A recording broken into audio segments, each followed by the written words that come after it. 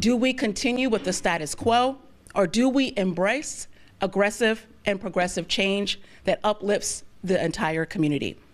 We choose the latter.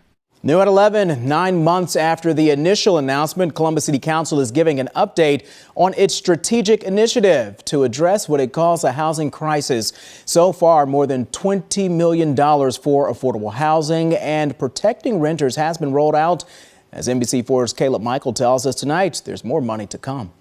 Progressive and aggressive change. That's the message Columbus City Council is hoping to send as they continue to pass legislation to address the affordable housing crisis here in the city.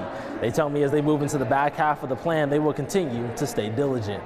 We are taking action now so that when we welcome another 1 million neighbors to our region in the next 25 years, we are ready for it. In March of this year, Columbus City Council announced an 18-month plan to address the city's housing crisis.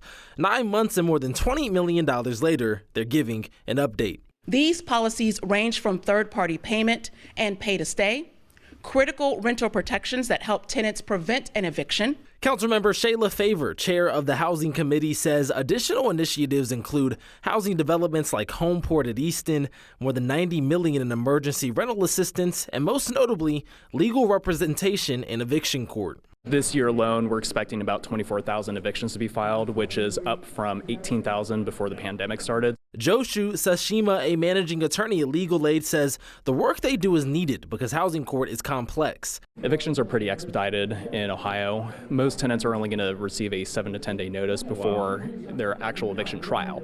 And a lot of the tenants may show up to court not realizing that it's an actual trial. And they haven't studied law. Sashima says the relief he sees on his client's face make it all the more worth it. There's nothing more important than a home. I mean, in your daily life, whether it's work, education, just rest, recovering from illness, it's always going to start at home. And if you don't have that, then it's really difficult to make a place in the world. It's stories like these that city council members say is why this work is needed right now. This council believes that people who have lived here their whole lives should not be priced out of their communities.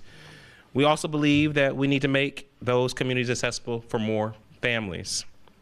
This is a difficult balancing act, but it is one that is possible if we take action now. And that is what we're doing. Tonight, council passed an additional $4 million in investments, and council members tell me they are committed to both short and long-term solutions and will welcome public input in 2024. Local for you in Columbus, I'm Caleb Michael, NBC4.